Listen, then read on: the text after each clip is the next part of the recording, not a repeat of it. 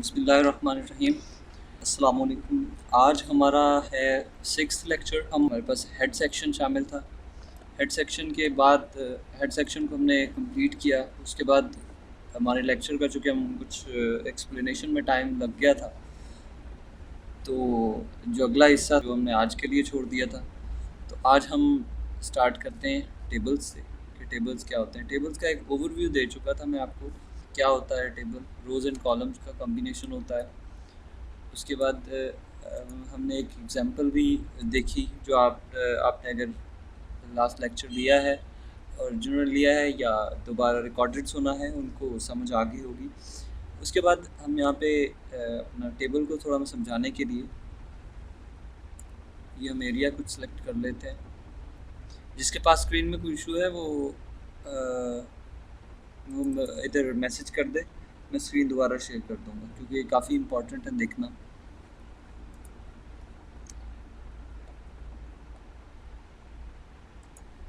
इस एरिया को जो है बॉर्डर लगा लेते हैं।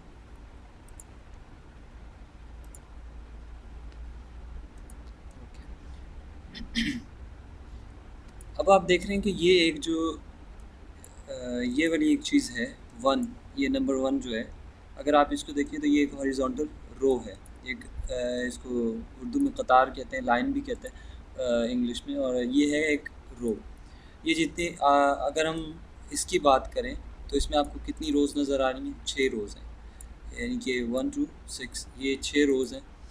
और अब जो इस साइड पे आप देख सकते हैं, तो आपने ये नहीं देखना कि इस टेबल में कितनी रोज़ हैं, आपने ये देखना है कि सॉरी इस टेबल में ये कितने ये जो इस तरीके से, यानी कि वर्ट हॉरिजॉन्टली जो ये ऑर्डर में आपके पास आ रही है, कितने हिस्सों में डिवाइड किया हुआ है एक रो को, इसको हम काउंट करते हैं। तो सबसे पहले ये 1 2 3 एंड 4, यानी कि एक रो को 4 हिस्सों में तकसीम किया हुआ है। एक रो को जितने हिस्सों में डिवाइड किया हुआ हो उसको कहते हैं, उस रो के वो कॉलम्स हैं। कि इस रो के अंदर कितने कॉलम हैं? इसके अंदर 4 कॉलम हैं, इसके अंदर भी 4 हैं, इसी तरीके से ये 6 की 6 जो हैं इनके अंदर 4 कॉलम्स हैं। तो हम ओवरऑल क्या कहेंगे, टेबल को गिना जाता है उसकी रो। और अब इसके अंदर हमारी 6 रोज़ हैं। अब 6 रोज़ में अगर सबके ही 4 कॉलम हैं, तो हम ये कहेंगे कि ये टेबल एक्चुअली मुश्तमिल है 4 कॉलम्स पे।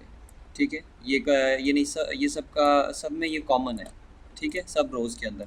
तो ये अगर ये प्रॉपर्टी कॉमन होगी सबके अंदर एक जितने कॉलम्स हैं, तो वो टेबल के कॉलम कहलाएंगे। ठीक है, अब हम देखते हैं कि इसको HTML में ड्रॉ किस तरीके से करेंगे। यानी टेबल को ड्रॉ करने के लिए हमेशा एक टैग यूज़ होता है। कौन सा टैग यूज़ होगा? टेबल का टैग यूज़ होता है, टेबल। और ये सेल्फ क्लोजिंग नहीं है, ये पेयर्ड टैग है। यहाँ पे हम ये टैग क्लोज़ करेंगे।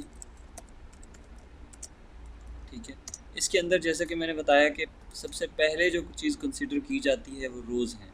ठीक है, तो सबसे पहले जो हम फ़र्ज़ करते हैं ये वाला जो ये हिस्सा है ना, यानी ये जो टेबल है यही अपने इधर ड्रॉ करना चाहते हैं HTML के अंदर। तो हम क्या करेंगे, सबसे पहले रोज़ बनाएंगे कि कितनी रोज़ हमें चाहिए। 6 रो चाहिए यहाँ तक। यहाँ पे हम 6 रो लगाएंगे। रो लगाने के लिए एक टेबल की जो रो है वो डिफ़ाइन करने के लिए हम टैग यूज़ करते हैं TR का। TR stands for table row. तो यहाँ पे हम TR का एक टैग लगाएंगे। जितनी रोज़ चाहिए उतने हमने यहाँ पे टैग लगा लेने। हमें 6 रो चाहिए, तो हम इसको कॉपी करेंगे यहाँ से। कंट्रोल D प्रेस करने से डुप्लीकेट कर देता है रो को। हम यहाँ पे इसको 1 2 3 4 5 और 6, हमने इसको 6 दफ़ा डुप्लीकेट कर लिया। इट मीन्स हमने 6 रोज़ के लिए जगह जो है वो एलोकेट कर दी इसको। उसके बाद अब हमें चाहिए कि हर रो के अंदर कितने कितने कॉलम्स चाहिए। हर रो के अंदर हमें 4 कॉलम्स चाहिए। ठीक है, तो सबसे पहले हम पहली रो को फिल करते हैं, उसमें 4 कॉलम्स बनाते हैं। तो कॉलम्स को के अंदर क्या लिखा जाता है? डिवीजन्स जितनी की जाती हैं तो उनको क्या कहेंगे? उनके अंदर वो किस लिए की जाती हैं? ताकि उनमें डाटा लिखा जा सके। तो अगर दूसरे लफ्ज़ों में कहें तो ये जो कॉलम होता है वो टेबल के डाटा को शो करता है, यानी कॉलम के अंदर कॉलम होते ही इसलिए हैं ताकि जो इनमें डाटा यानी कि टेबल का जो डाटा है वो लिखा जा सके। तो जो कॉलम है उसको HTML में टेबल डाटा कहते हैं, और टेबल डाटा को ड्रॉ करने के लिए या लिखने के लिए यहाँ पे हम एक टैग यूज़ करते हैं, टेबल डाटा का टैग। और टेबल डाटा के लिए चूँकि ये थोड़ा बड़ा नाम है तो इसको भी शॉर्ट फॉर्म इसकी लिखी जाती है TD। तो हमें कितने कॉलम्स चाहिए? हमें इसमें 4 कॉलम्स चाहिए पहली रो के अंदर। तो हम यहाँ पे TD लिखेंगे और TD को यहीं पे इसके सामने ही क्लोज़ कर देंगे। इसके नीचे भी कर सकते हैं, कोई इशू नहीं है, लेकिन ये थोड़ा सा इजी हो जाएगा। अच्छा, उसके बाद हमने ये एक एक एक जो है कॉलम को बनाने के लिए यहाँ पे लिख लिया। हम इसको डुप्लिकेट कर देंगे। हमें चार चाहिए तो कंट्रोल D प्रेस करेंगे 3 टाइम्स। ये हमारे पास इसकी डुप्लिकेट ये कॉपीज़ इसने जनरेट कर दी हैं। अब हमने करना ये है कि यहाँ पे हमें 6 की 6 जो हैं उनके अंदर चाहिए, तो हम इनको डिलीट करेंगे। और सेम इसी तरह की 6 चाहिए तो हम ये करेंगे कि इसके ये पूरी रो हमारे पास कंप्लीट एक रो हो गई है, इसकी हम 6 कॉपीज़ जनरेट कर लेंगे। ठीक है, कंट्रोल D प्रेस करें। 1 2 3 4 5 6, ये हमारे पास 6 कॉपीज़ जनरेट हो गई हैं। अब अगर इसका आप डिस्प्ले देखें, हम इनमें थोड़ा सा कुछ डाटा लिख देते हैं। अब कॉलम्स का यानी एक सेल का हमने अगर डाटा फिल करना है तो वो एक TD के अंदर करेंगे। ठीक है, ये फर्स्ट रो के फर्स्ट सेल यानी फर्स्ट कॉलम के अंदर फर्स्ट कॉलम कहेंगे, और अगर ओवरऑल टेबल के तौर पे इसको देखें तो फिर ये एक सेल होगा। ठीक है, सबसे पहले हम ये पहले से जो रो है इसका डाटा फिल करते हैं, देखते हैं कि किस तरीके से इसको हम HTML के अंदर हम किस तरीके से लिख सकते हैं। तो HTML में आते हैं। सबसे पहली जो TD है यानी पहले कॉलम के अंदर हमने स्टूडेंट लिखा, देन क्लास, एंड उसके बाद थर्ड है marks, and fourth total marks. ठीक है, यहाँ पे हम मार्क्स लिखते हैं एंड फिर टोटल मार्क्स। जी, अब यहाँ पे कुछ नेम्स हम लिख लेते हैं, जैसे अब इसको सेम एज इट इज़ बनाते हैं HTML के अंदर। ठीक है, पहली रो को हमने फिल किया, उसके बाद दूसरी रो के अंदर हमने ये डाटा जो है ये पुट करना है। ठीक है, दूसरी रो के अंदर आएंगे,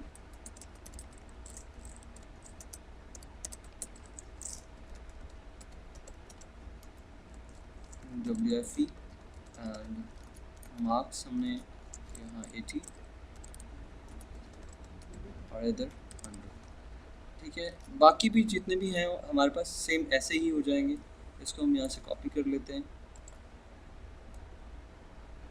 यहाँ पे पेस्ट कर देंगे, यहाँ पे पेस्ट कर देंगे।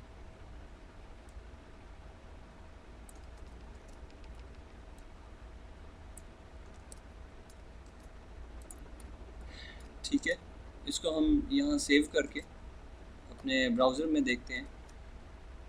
तो ये ब्राउज़र में अगर आप देखें तो सेम वैसा ही है, स्टूडेंट, क्लास, मार्क्स और टोटल मार्क्स, ये इस तरीके से आ गया हमारे पास। लेकिन हमारे पास एक चीज़ नहीं आ रही है, वो ये कि इसके अंदर हमारे पास बॉर्डर नज़र नहीं आ रहा। तो हम क्या करेंगे, हमें जाके एक जो टेबल का बॉर्डर है वो देना पड़ेगा। यहाँ हम चलते हैं अपने कोड की फाइल में, यहाँ एक एट्रीब्यूट लगाएंगे टेबल के टैग के अंदर, बॉर्डर का is equals to, double quotes में लिखेंगे 2 एंड इसको सेव कर देंगे। अब आप देखिए तो ये हमारे पास 2 पिक्सल का ऑलमोस्ट बॉर्डर लग गया है। ठीक है, ये शहबाज लिखा हुआ है और स्टूडेंट लिखा हुआ है, क्लास और WFE, मार्क्स 80 और टोटल मार्क्स और 100। इनमें कोई डिफरेंस नज़र नहीं आ रहा, यानी फर्स्ट लाइन थोड़ी सी डिफरेंट नज़र आनी चाहिए दूसरों से, पता चले कि ये हेडिंग है। तो हम उसके लिए क्या करेंगे कि पहली रो के जितने कॉलम्स हैं उनको TD से चेंज करके TH कर देंगे। TH stands for table heading. ठीक है, टेबल हेडिंग बना देंगे। ये जस्ट आम टेबल डाटा नहीं है, ये टेबल हेडिंग है। तो हम क्या करेंगे कि TD को चेंज कर देंगे TH से, इस तरीके से यहाँ भी TH। अब आप इसको हमने रिफ्रेश किया, अब आप देखते हैं तो हेडिंग जो है वो थोड़ी सी प्रोमिनेंट नज़र आ रही है दूसरों से, ठीक है, और यानी थोड़ी बोल्ड हो गई है। ये जो काफ़ी ज़्यादा कंजस्टेड से हैं, तंग तंग तंग से आ रहे हैं, हम ये चाहते हैं कि इतना तंग डाटा ना आए, थोड़ी इसमें मार्जिन दे दें, थोड़ी इसमें हम ये करेंगे कि जितने हमारा जो टेबल है इसमें हम एक एट्रीब्यूट यूज़ करेंगे सेल पैडिंग का, ठीक है, मतलब जितने टेबल के सेल्स हैं उनमें एक इंटरनली मार्जिन दे दें कि हर जो ये सेल है, ये एक सेल है ना, तो ये सेल अपने अंदर यानी एक जो इसका डाटा है उसके इर्द गिर्द, उसके अराउंड एक मार्जिन छोड़ता जाए, उसको हम क्या बोलेंगे, सेल पैडिंग, ठीक है। पैडिंग क्या होती है, किसी एक सेल का अपने अंदर का जो डाटा होता है उसको इंटरनली कुछ मार्जिन दे देना, ठीक है।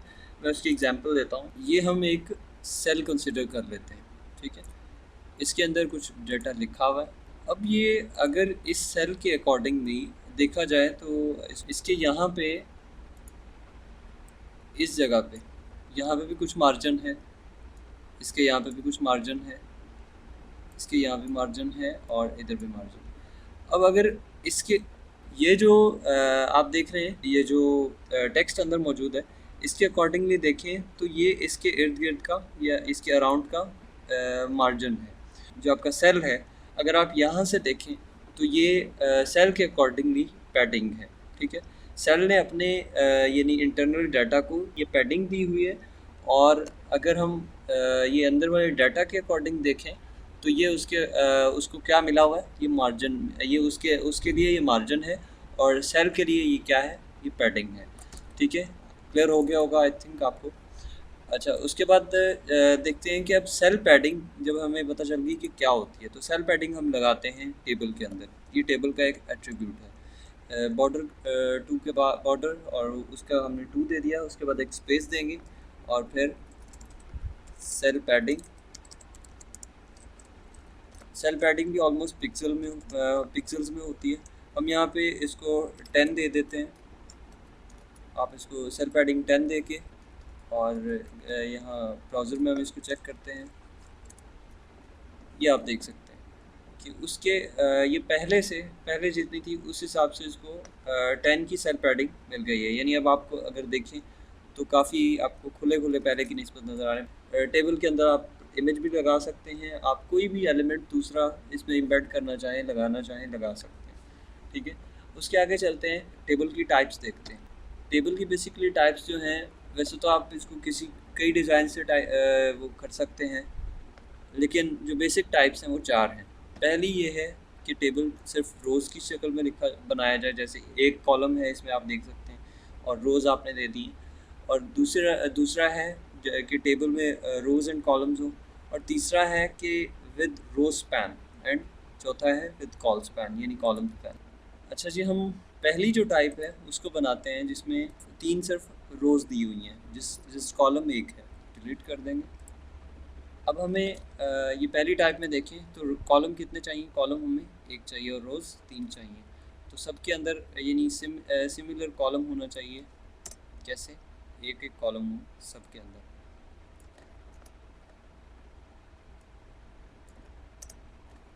ठीक है। इसको सेव किया, एंड ये जो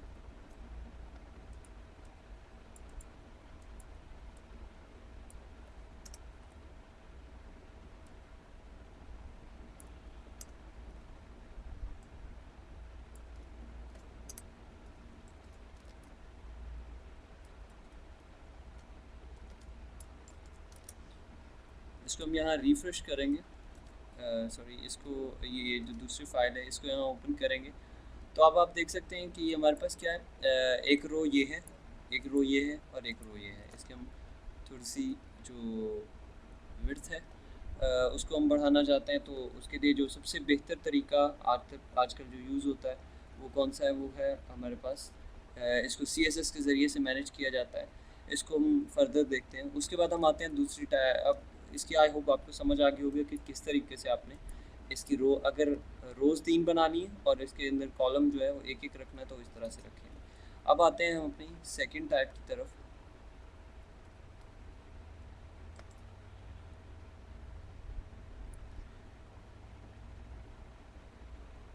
जो सेकंड टाइप है वो है हमारी जिसमें रोज़ भी और कॉलम्स भी हैं, ठीक है। यानी कि इसके अंदर आपके पास दो रोज़ हैं और दो ही कॉलम्स हैं, ठीक है। तो पहले हम दो रोज़ बनाएंगे, ये थर्ड रो को हम यहाँ से डिलीट कर देते हैं। और अब आपके पास क्या होना चाहिए, बिल्कुल इसी तरह से रोज़ हम दो दो कर देंगे।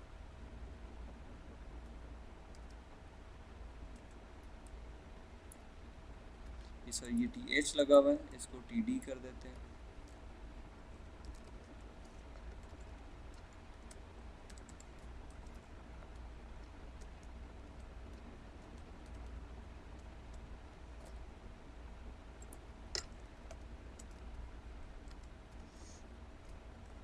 अब अगर आप इसको इसका देखते हैं वो व्यू, तो ये आपको इस तरह से नज़र आएगा, दो रोज़ एंड दो कॉलम्स। उसके बाद जो हमारे पास थर्ड टाइप है, ये मोस्ट इम्पॉर्टेंट है, इसमें आप थोड़ा गौर कीजिएगा कि इस तरीके से कि आपके पास एक ये इसको रो स्पैन कहते हैं। इसकी अगर हम बात करते हैं क्यों होता है, जिस तरह से आप ये डिफरेंट वेबसाइट्स के अंदर आपने देखा होगा कि वेबसाइट की साइड पे एक साइड बार बनाया होता है इस तरीके से। उसके अलावा अगर हम एक्सेल में इसकी एग्जांपल लें, तो ये हम यहाँ से डाटा डिलीट करते हैं। अगर हम एक्सेल में इसकी एग्जांपल लें तो किस तरीके से लेंगे कि ये वाली जो लाइन, ये जो कॉलम है, इसको क्या इस कॉलम को क्या करेंगे, इसको हम मर्ज कर देते हैं। और ये बाकी की हमारे पास सारी रोज़ अगर सेम एज इट इज़ बनाएं तो क्या होगा, जितनी भी रोज़ हैं हमारे पास उन सारी के अंदर इक्वल कॉलम्स हैं। और एक जो यानी सॉरी जितने भी कॉलम्स हैं उनमें हमने रोज़ रख दी, और रोज़ का ऑर्डर डिफरेंट है। लेकिन जो पहला कॉलम है टेबल का, उसके अंदर उसमें सारी रोज़ को हमने मर्ज कर दिया, ये पूरे कॉलम को हमने एक सेल बना दिया। तो अब क्या अगर हम बात करें कि इसको हमने क्या किया, एक्चुअली इसके साथ किया ये है कि इसकी जो ये एक सेल ही था, इस सेल की कैपेसिटी हमने, या इस सेल की जो एरिया है वो हमने इतना कर दिया कि वो इसके इक्वलेंट जो जितने तीन कॉलम्स हैं उनके इक्वल आ गया है। यानी हर कॉलम के, ये पूरे कॉलम के इक्वल जो है हमने एक ही सेल को बना दिया। उसके लिए हम HTML में क्या करेंगे, HTML में डॉक्यूमेंट में हम आते हैं। तो सबसे पहले तो हमें सेम ये वाला स्ट्रक्चर बनाते हैं जो ये है। इसमें हम देखते हैं कितनी रोज़ हैं।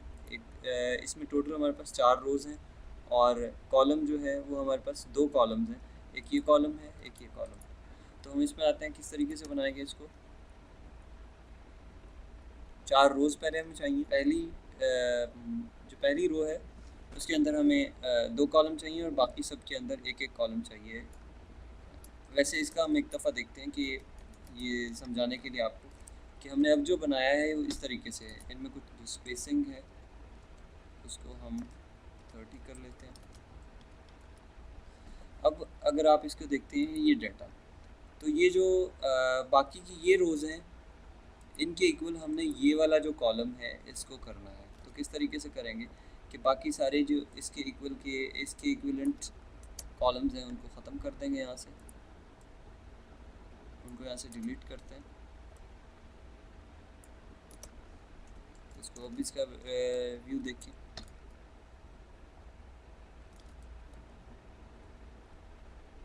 अब करना ये है कि ये जो है कॉल स्पैन, ये जो ये हमारे पास कॉलम है, इसको हमने एक ऐसा एट्रीब्यूट देना है कि ये बाकियों की जगह ले ले, यानी कि 3 रोज़ के इक्वल हो जाए। ये अभी फ़िलहाल किसके इक्वल है, ये कॉलम एक रो के इक्वल है, इसको हमने 4 के इक्वल करना है। ये वाले को जो है हम इसको इक्वल कर देंगे किनके, 4 रोज़ के। तो इट मीन्स हमें इसको रोज़ स्पैन देनी पड़ेगी। इसकी हम इस TD के अंदर आएंगे, इस TD के अंदर आके हम एक एट्रीब्यूट लगाएंगे rowspan is equals to double quotes, और इसको 4 दे देंगे, यानी कि इसको 4 रोज़ के इक्वल कर दें। ठीक है, अब आप देख सकते हैं कि ये जो है, हम इनमें अब थोड़ा सा डाटा फिल करते हैं ताकि ये हमें ज़्यादा क्लियर नज़र आए। अब अगर आप इसको देखें तो सेम वही स्ट्रक्चर जो हम यहाँ हम देख रहे हैं वही हमारे पास बन चुका है। अच्छा, ये हमारे पास स्ट्रक्चर हो गया। उसके बाद आते हैं हम इस स्ट्रक्चर की तरफ। इस स्ट्रक्चर को कहते हैं कॉल स्पैन। अब इसको अगर आप गौर से देखें तो इसके अंदर आपके पास 3 रोज़ हैं। ये पहली रो है, ये दूसरी रो है और ये तीसरी रो है। इसमें पहली रो के अंदर एक ही कॉलम है, ठीक है। दूसरी रो के अंदर 4 कॉलम्स हैं और तीसरी रो के अंदर फिर एक कॉलम है। तो अब हम करेंगे ये कि लेकिन करना क्या है कि पहली रो जो है उसके अंदर एक ही कॉलम हो। पहली रो के अंदर एक ही कॉलम, दूसरी के अंदर 4। अब ये पहली रो है, इसके अंदर हमें जस्ट एक कॉलम चाहिए, ठीक है। और उसके बाद आते हैं हम, इसके अंदर हमें 4 कॉलम्स चाहिए, तो हम इसकी 4 कॉपीज़ जनरेट कर लेंगे।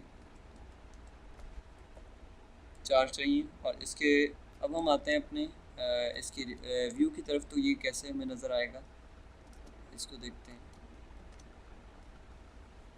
ये आप देख सकते हैं कि ये जो पहली रो है आपकी, ये आपको इस तरह से नज़र आ रही है, यानी पहले एक कॉलम बन चुका है इस तरह, और इसको इसने आगे निकाल दिया।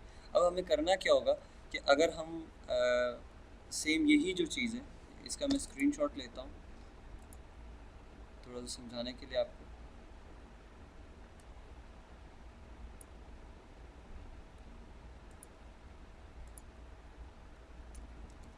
यहाँ पे अगर हमें ये जो चीज़ है इसको इक्वल करना है इन सब के, तो क्या करना होगा,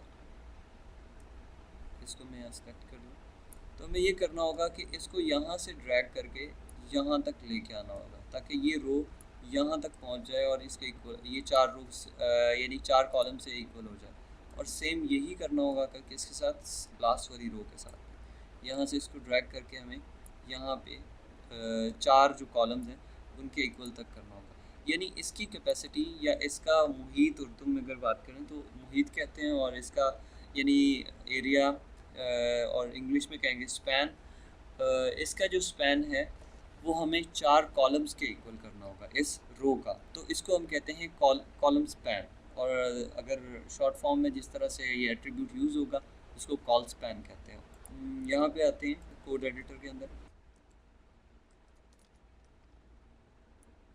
जो रो स्पैन और कॉल स्पैन है वो दोनों ही वो टीडी के अंदर यानी टेबल डाटा के अंदर लगाते हैं। लेकिन अगर एक टेबल डाटा को रोज़ के इक्वल स्ट्रेच करना हो तो उसमें यानी रो स्पैन लगाते हैं, और उसको अगर कॉलम के इक्वल स्ट्रेच करना हो तो कॉल स्पैन लगाते हैं, ठीक है। अब यहाँ पे आएंगे, ये हमारे पास हो गया और इसके अंदर जो डाटा है। उसके बाद आते हैं ये लास्ट वाली जो टीडी है, लास्ट वाली रो की जो टीडी है उसके अंदर सेम यही पेस्ट करेंगे और इसको सेव करेंगे, तो हमारे पास बिल्कुल वही स्ट्रक्चर आ गया है जो हम यहाँ इस पिक्चर में हम देख रहे हैं, ठीक है। अब अगर आप किसी भी वेबसाइट को गौर से देखें, ठीक है, फॉर एग्ज़ाम्पल हम कोई एक वेबसाइट ओपन करते हैं। चलें जी, यही है सामने आ रही है, इसको ओपन करते हैं। तो यहाँ पे क्या किया हुआ है, अगर इसको आप टेबल के व्यू से देखें, कल हमने बात की थी कि तकरीबन जितना कंटेंट आपको नज़र आ रहा होता है टेबल्स में मैनेज किया जा सकता है। अगर आप इसको देखें तो ये फर्स्ट रो है और इसके अंदर एक ही कॉलम है, यानी इसके अंदर आपने सारा कुछ इस तरीके से लिख दिया एक कॉलम के अंदर। ये सेकंड रो है, सेकंड रो के अंदर एक कॉलम है, जिसको आपने इतना यहाँ तक करके खाली छोड़ दिया। उसके बाद आपने ये सेकंड इसकी जो कॉलम बनाया, थर्ड कॉलम बनाया, फोर्थ, फिफ्थ एंड सिक्स्थ, ठीक है। इस तरह से जितनी चीज़ें लगाई हैं इनको एक एक कॉलम बना के हर रो के अंदर, यानी जितने आपने आइटम्स लगानी हैं उनको उतने ही आपने कॉलम्स बनाना है और उनके अंदर अरेंज किया हुआ है। ये हमारा है टेबल।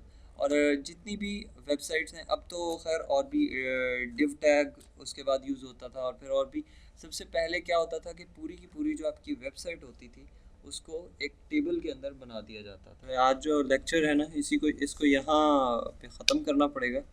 और एक और चीज़ है कि सैटरडे को जो है, क्योंकि मैंने आपको बताया था कि हमारे मिनिमम 30 क्लासेस हैं, इससे ज़्यादा भी हो सकती हैं, उसमें यही है कि जो चीज़ हम जिस तरह से इस हफ्ते में थोड़ा सा या आज का इशू बना, और सैटरडे को इंशाल्लाह हमारा जो है वो लेक्चर होगा, इस वीक में हमारा सैटरडे को भी लेक्चर होगा। और अपना सब जो है वो ख्याल रखिएगा। इंशाल्लाह कल के लेक्चर में मुलाकात होती है। ठीक है जी, अल्लाह हाफ़िज़।